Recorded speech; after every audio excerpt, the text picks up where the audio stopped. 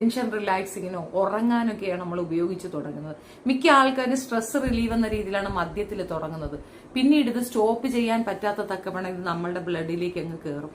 പിന്നെ നമുക്കിത് കഴിച്ചില്ലെങ്കിൽ ഷിവറിങ് ഉണ്ടാകും, ആകെ മൊത്തത്തിൽ ഒരു ടെൻഷൻ ഉണ്ടാകും. നമ്മൾ സിനിമകളിലൊക്കെ കണ്ടിട്ടില്ലേ, കുപ്പി ഉണ്ടെന്ന് പറയുമ്പോൾ ഉണ്ടാകുന്ന ഒരു അയ്യോ ഉണ്ടോ ആ ടേസ്റ്റ്, അത് കഴിക്കാനുള്ള ഒരു ഉത്സാഹം. അതിനകത്ത് എന്താ ടേസ്റ്റ് ഒന്നും ഉള്ള സാധനമല്ല, പക്ഷെ ഇവരുടെ ഒരു വെപ്രാളമൊക്കെ കാണുമ്പം ഏകദേശം നമ്മൾ ഈ ലോകത്തുള്ള ഒരു പ്രശ്നത്തിലും ബാധിക്കാതെ കിടന്നുറങ്ങാൻ പറ്റുന്ന ഒരു സംഗതിയായിട്ടാണ് എനിക്കത് മനസ്സിലായിട്ടുള്ളത്.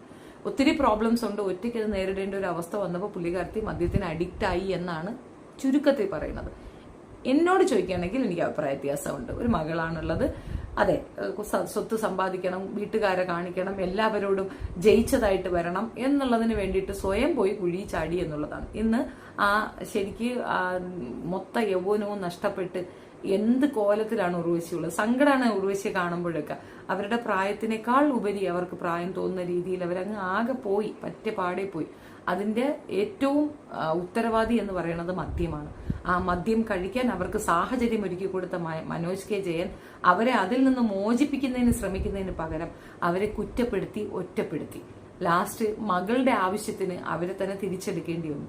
അപ്പോഴയാൾ സംസാരിച്ച ഒരു കാര്യമാണ്, ലോകം കണ്ടതിൽ വെച്ച് ഏറ്റവും വലിയ നടി, അല്ലെങ്കിൽ സൗത്ത് ഇന്ത്യയിലെ ഏറ്റവും വലിയ നടി എന്നൊക്കെ ഭാര്യയെ അഭിസംബോധന ചെയ്യേണ്ടി വന്ന ഒരു അവസ്ഥ. അപ്പോൾ അത് അയാൾ അന്ന് മനസ്സിലാക്കിയിരുന്നെങ്കിൽ, ആ പാർട്ട്ണർഷിപ്പ് അയാൾ അത് കൃത്യമായി കീപ്പ് ചെയ്തിരുന്നെങ്കിൽ ഈ പറയുന്ന ഉർവശിക്ക് ഇത്രയും നഷ്ടം വരത്തില്ലായിരുന്നു. രണ്ടാമത്തെ വിവാഹം ഒരുപക്ഷെ പൊതുസമൂഹത്തെ കാണിക്കാനോ മറ്റോ ആയിരിക്കാം.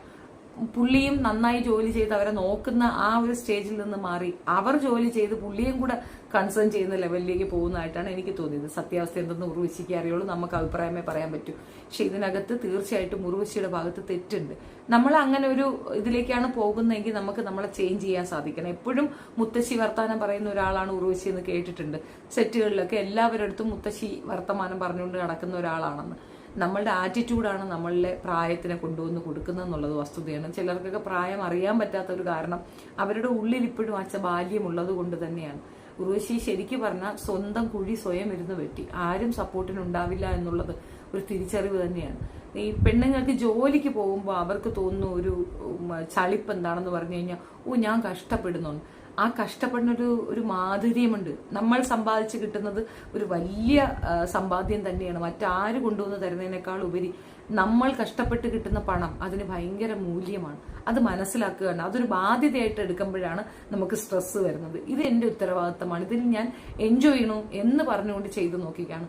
പലരും സുഖലോലിപതരായി ഇരുന്ന് പോകാനാണ് ആഗ്രഹിക്കുന്നത്. എത്രയോ തെറ്റായ ഒരു തീരുമാനമാണ്